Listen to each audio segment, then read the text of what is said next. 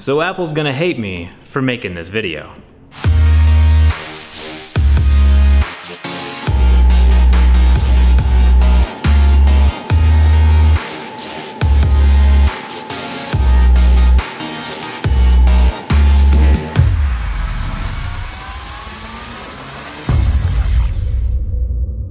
So we all know that the back glass on the newer Apple iPhones are nearly impossible to repair. Even Apple themselves charge $550 to repair the back glass on an iPhone X and $600 to repair the back glass on an iPhone 11 and 11 Pro. It's because the adhesive on their back glass is permanent. Now they're the only manufacturer that does this. Most manufacturers have an adhesive that melts away when it gets hot, and you can remove the back glass and repair the whole phone for like $20. Removing the back glass is so hard and so impractical, that's why Apple charges $600 to replace it on the iPhone 11. In order for a third party to remove the glass, it has to be subject to extreme temperatures. I've even attempted to take the iPhones to the opposite end of the temperature spectrum and use liquid nitrogen. Today though, I think we found something that's more practical, more repairable, and takes the pain out of removing the back glass. And it's all done with lasers. So this guy right here is an all-in-one multifunctional laser machine that separates the back glass panel from the frame.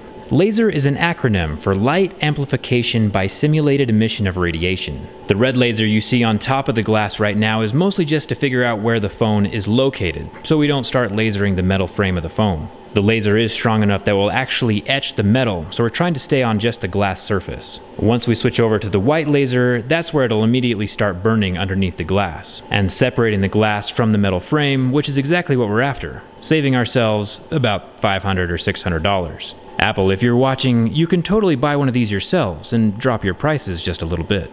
Now, as the laser is pulverizing all the adhesive underneath the glass, there is quite a lot of fumes that come out, so this is a vacuum that sucks up the fumes from the burning adhesive, puts it through a filter, and gets rid of the burning adhesive smell.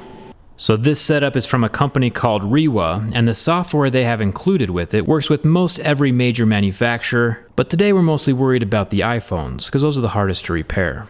Each design is already pre-programmed into the machine all the way from the iPhone X, the XR, the 8. The laser can separate the bezel from the screen as well as the back cover, and the back cover on the 10 is what we're doing today. Once I have the laser cutout selected, make sure the phone's set in the right spot, and then as soon as I hit mark, the real laser starts going. All the lasering you see happening right now is happening in real time. None of this footage is sped up, and the whole process only takes about 5 or 10 minutes. One pass with the laser underneath the glass gets rid of the bulk of the adhesive, and we can do a second pass just to remove any of the remaining. After that, we can start removing the glass shards from the frame. A laser is a concentrated light beam, and that concentrated light energy can be absorbed by some objects, but not others. The laser would pass through the glass just fine, but as soon as it hits the adhesive or the paint on the back of the glass, the energy is converted to heat and starts pulverizing that paint and the adhesive and turns it to dust.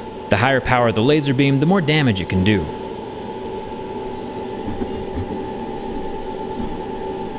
And that is it. The laser has removed the paint from underneath the glass, so now the glass can fall away from the phone, for the most part.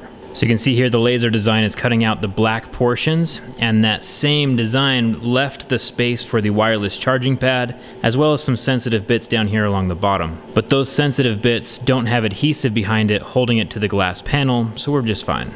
So now that the laser has run its course, we can take a look at the phone and see exactly what the laser has done. Taking a thin metal pry tool in between the glass and the frame of the phone, I can slowly wedge the pieces of glass out away from the back. Now in a perfect world, if the glass was completely crackless, the laser would have gone through and disintegrated the layer of adhesive between the glass and the metal frame. You can see the pulverized paint and adhesive getting on my fingers. The laser has literally burned everything underneath the glass to ash. But where cracks appear in the glass, the laser refracts and doesn't quite burn away the adhesive. So there's still some prying to do, but it's still much easier than any method we've tried so far, like extreme heat or liquid nitrogen. Now Apple has designed their phone in a way where the glass panel sits underneath the camera lens, which poses a slight problem for removal because that camera lens is welded to the frame, and we want to leave that intact to make it an easier repair. I'll slowly chisel out the glass from underneath that welded camera lens, Depending on what glass you buy, there are third-party glasses that fit underneath this camera lens. I would recommend though that you buy a glass back that fits over the camera lens. I'll show you what I mean in a second. It just makes the repair much easier because you don't have to deal with that lens. So obviously I'm not a professional, I'm just showing that the machine actually works. Someone who does this on a regular basis would do a much cleaner job, but the technology is pretty fascinating. So now we have all the glass shards away from the phone. The phone itself is still working, still functional, even though the back glass is removed. And now it's time to add the new glass. It'll be good as new.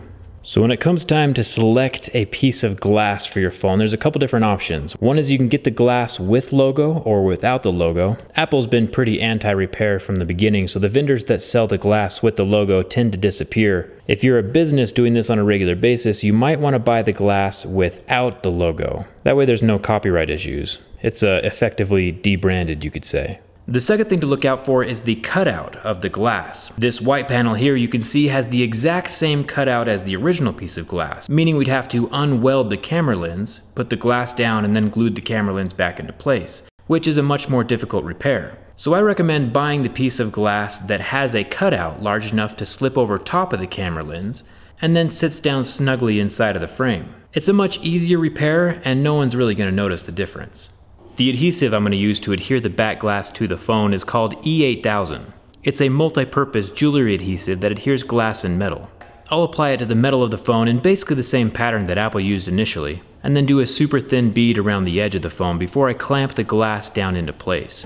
There should be some seepage out around the sides of the phone. This will help with water resistance, even though I would not trust the phone to be water resistant. And before the adhesive cures, which is about 4 to 10 minutes, we'll use some isopropyl alcohol to clean up the seepage from underneath the glass.